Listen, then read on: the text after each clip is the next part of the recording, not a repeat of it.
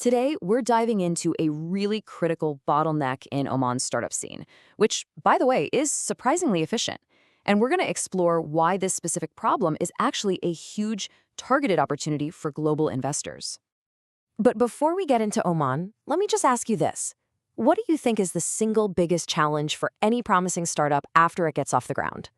It's not always about having a great idea, right? The real test, that comes when it's time to scale up. And that's exactly where our story kicks off today. So let's meet the stars of our show, Omani startups. Turns out they're incredibly capital efficient. They're building solid companies, laying the groundwork, and showing everyone they're absolutely ready for prime time. And this number really says it all, $4 million. That's the average valuation these companies are hitting with their early funding from the Oman Technology Fund. Now, just to be clear, this isn't just some pocket change for an idea on a napkin. This is serious validation for a real business that has found its market. But here's the twist. After this really impressive start, these promising companies walk right up to the edge of a cliff, a giant gap they have to cross to get to the next level. And the source material for this explainer calls it the scale-up chasm. So what is this chasm exactly? Well, it's a mammoth financial leap. It's the gap between having a proven concept and actually having the firepower to become a regional or even a global force.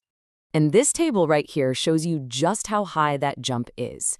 If you look at the wider Middle East and North Africa region, a company gets, on average, just under $4 million in its seed stage. That's right where these Omani startups are. But the very next step, Series A, requires an average of over 14 million. That's more than a 3x jump. And that is where so many companies get stuck. And it's not just about the money. To justify that kind of $14 million investment, you need more.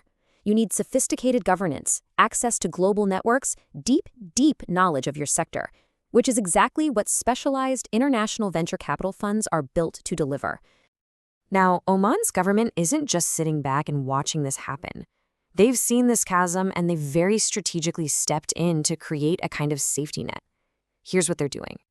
They've set up something called the Future Fund Oman, or FFO. We're talking about a massive sovereign fund with a war chest of about 5.2 billion US dollars. Its entire job is to invest in Oman's future beyond oil and gas and to make sure these domestic champions don't fall into that chasm.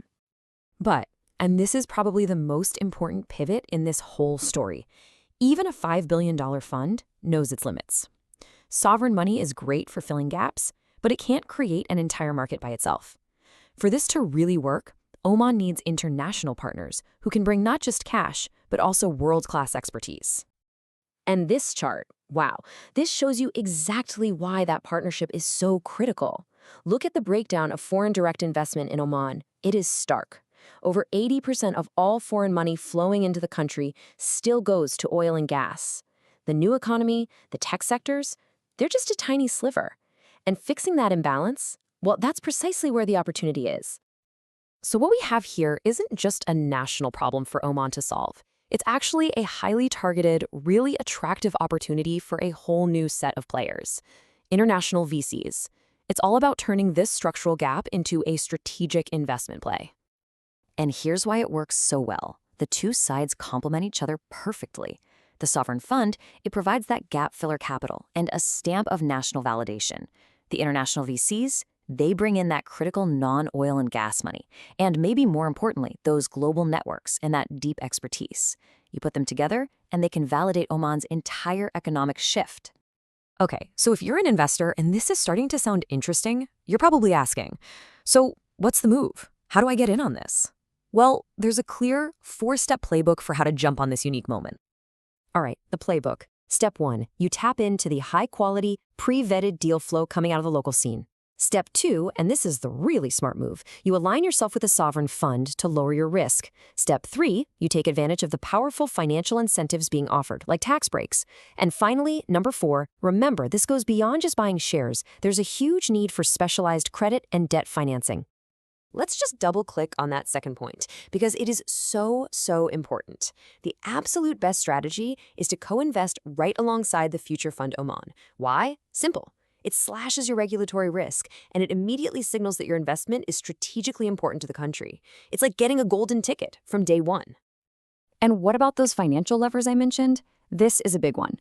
For strategic investments in areas like digital tech or green tech, Oman is offering a 0% corporate tax rate for the first 2 years. I mean, come on, that is a massive boost to a young company's bottom line right when it needs it the most.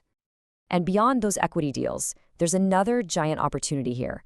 This number, $250 billion, is the estimated credit gap for small and medium-sized businesses in the wider region.